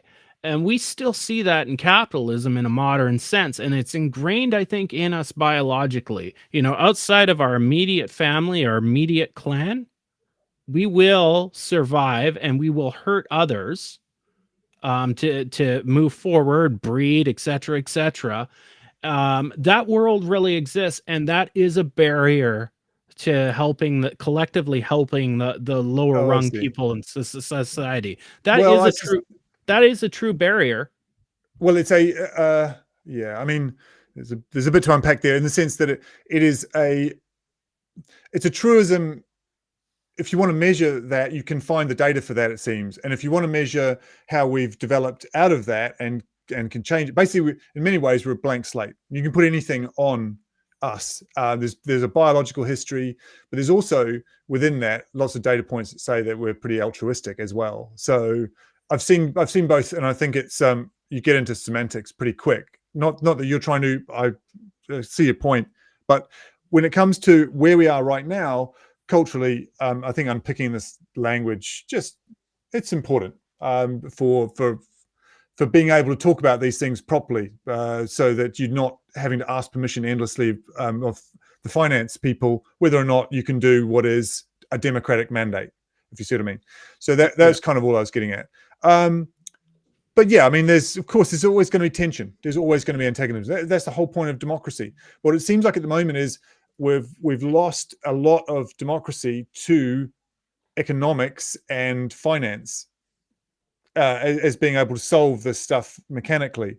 And what I love about what I see you guys do is, yes, you've got the information that says whether or not, much faster, is able to say whether or not something is BS or not, is great. You're able to see the world as it actually exists and model it much more readily than I see anywhere else, without using just metaphors.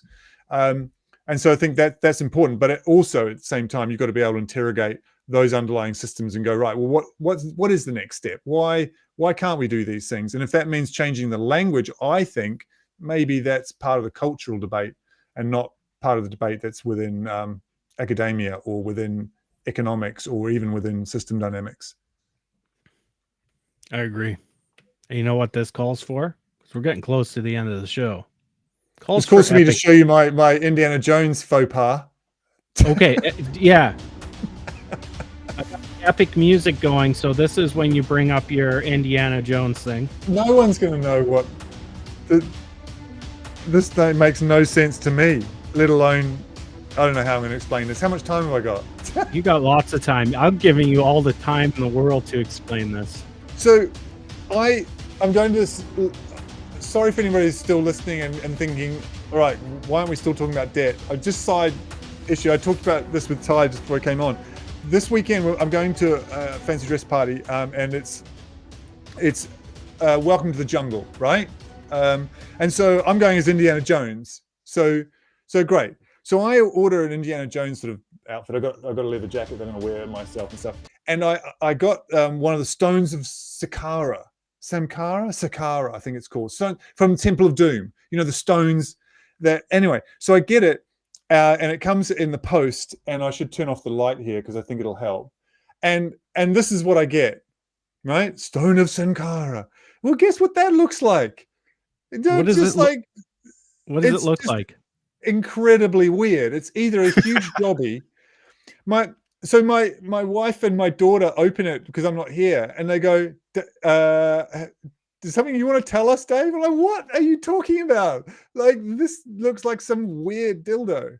So that's what I'm taking to this party. I'm like, it's going to be a very embarrassing. It's either going to be very embarrassing or very funny when I pull that out of my satchel. Well, now show it in the light, because I think that gives more context of it. Yeah. So let's just make sure Dave is using the small end first, and we'll leave it at that. So yeah, that's a different kind of party trick than I was planning on. Yeah. All All right. right. What should we cover in the last little bit? Well, we got nothing really left to cover. I'll just peruse the chat here, but I think we've kind of covered everything in 2 hours. I could fight with some of the chat. Well, what does Zoe have to say here? Retirement funds going into gilts is the opposite suggestion to what the government wants in the UK. You should look up the Manson House Compact. I'll check it out, Zoe. I don't know what that is.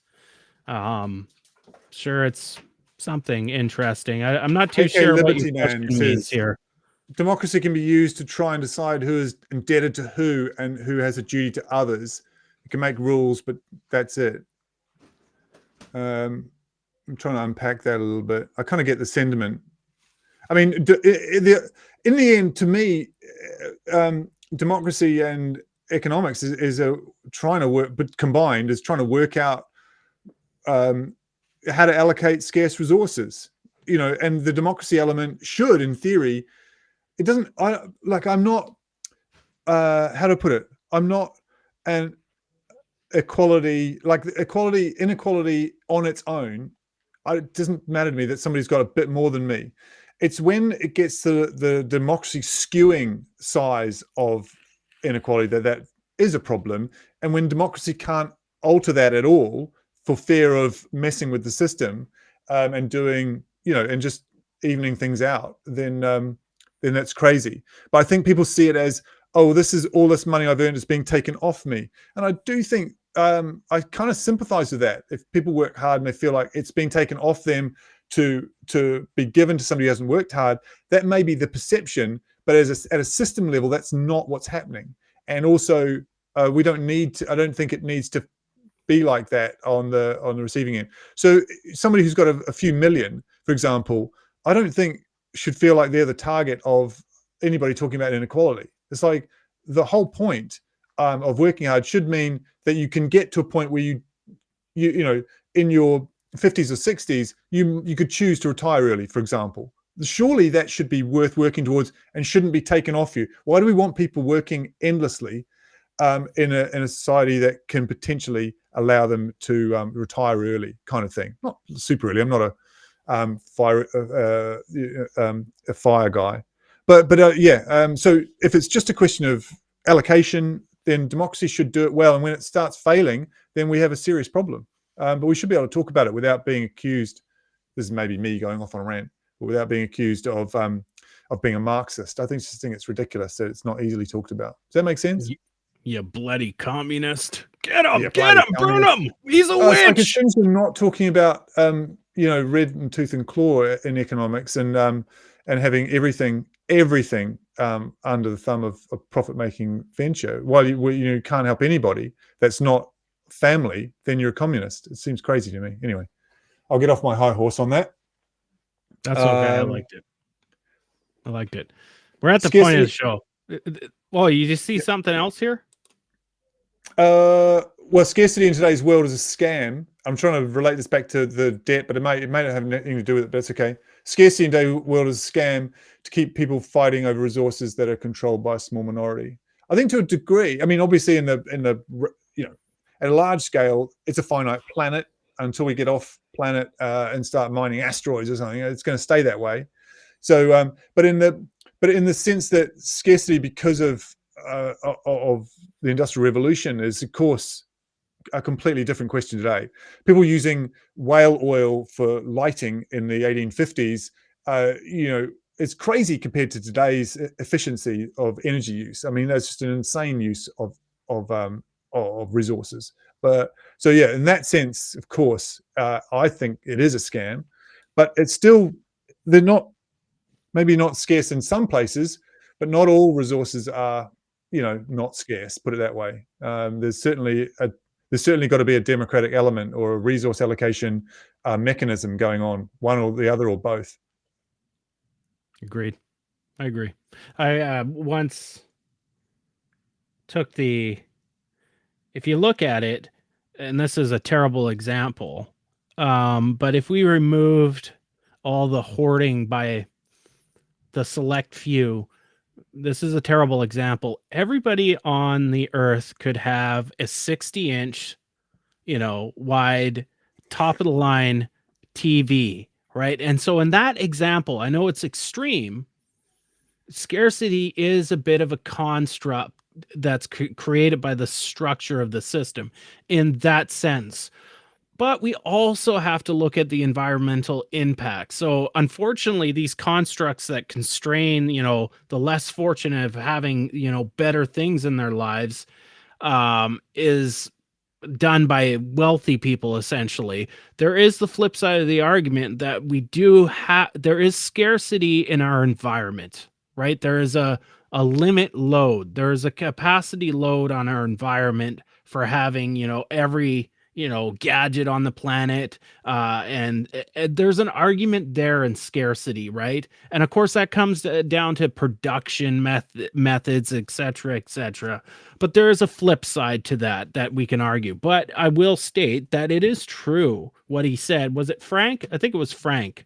Yeah, Frank, you said it. It is true. There is more than enough to go around, and the elites out there, without sounding like a conspiracy nut wearing a tin hat, do kind of control that, and that's unfortunate.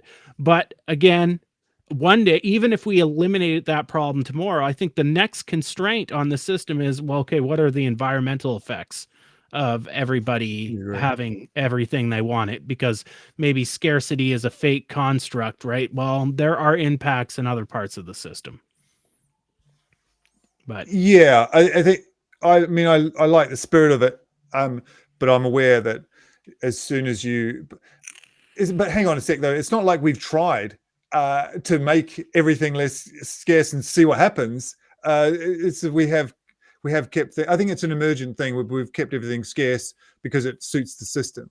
But yeah, you don't want a situation, and we're off topic of debt, I know, but where, for instance, we end up with a